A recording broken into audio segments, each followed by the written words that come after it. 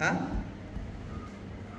एवढ्या वर्षामध्ये 25 वर्षे माझ्या कार्याला झालं, किती सत्कार झाला.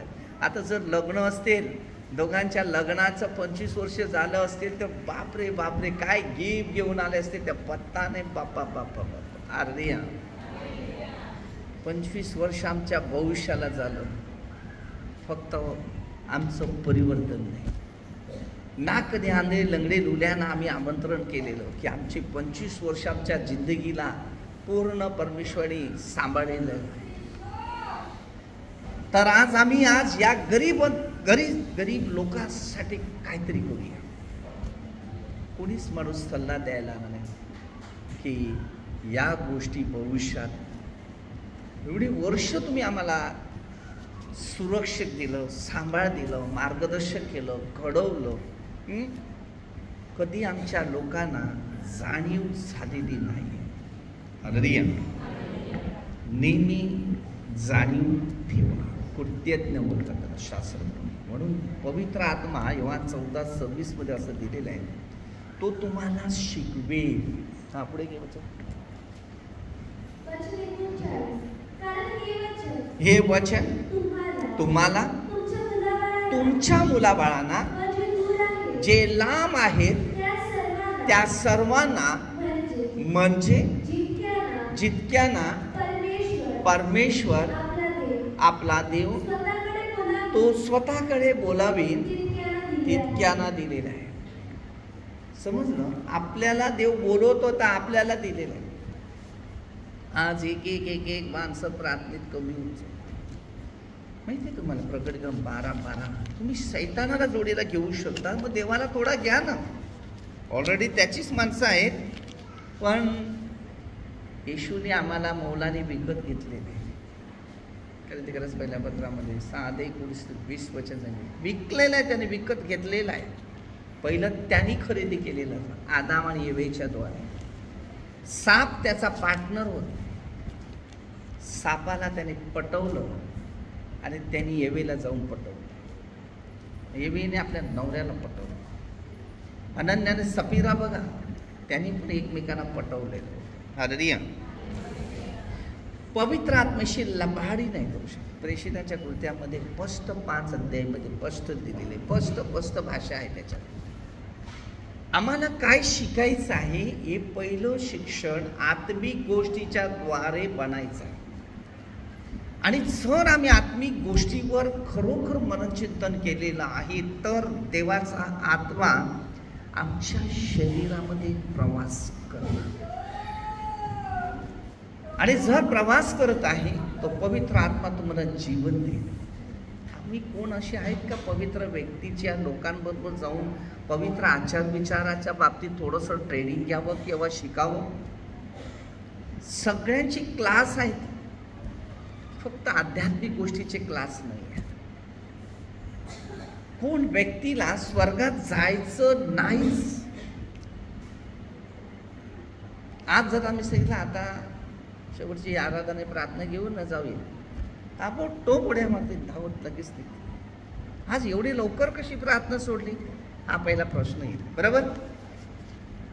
जे विश्वासी आहेत ना ते थांबून राहतील, नाव विश्वासी येतील.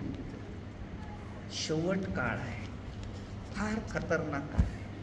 शरीरावर कब्जा ठेवू नका सैतानाचा. शरीरावर कोणत्या वस्तूचा कब्जा ठेवू नका.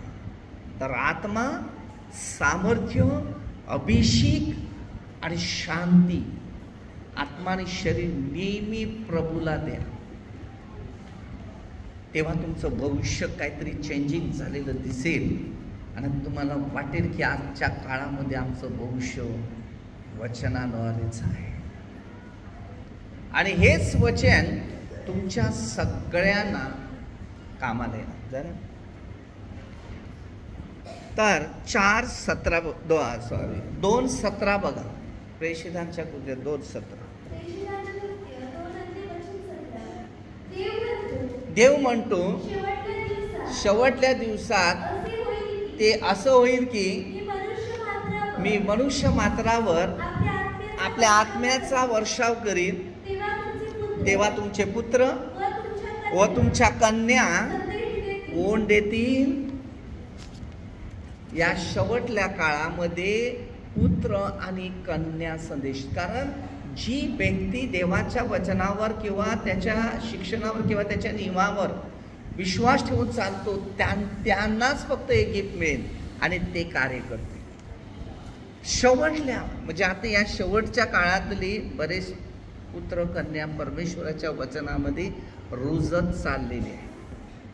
पण अनेक जे आहेत ते अनेक पापामध्येच रुजलेले आहेत की त्याच्यातून त्यांना सुटकारा मिळणं गरजेचं. तुमच्या तरुणांना ते दृष्टांत होईल, तुमच्या वृद्धांना ते स्वप्न पडेल. आज आम्हाला कोणती स्वप्न पडतात? तुम्हाला भूताचं स्वप्न पडते, कुणाला बाहेर उतरायचं भीती वाटते. अरे कोणती स्वप्न तुमच्या पाठीमागे आहे? हालेलुया.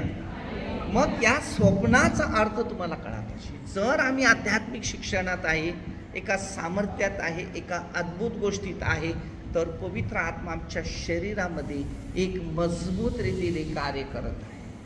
शेवटचा काळ आहे. या काळामधल्या गोष्टी तुम्ही वचनाद्वारे शिकायचा.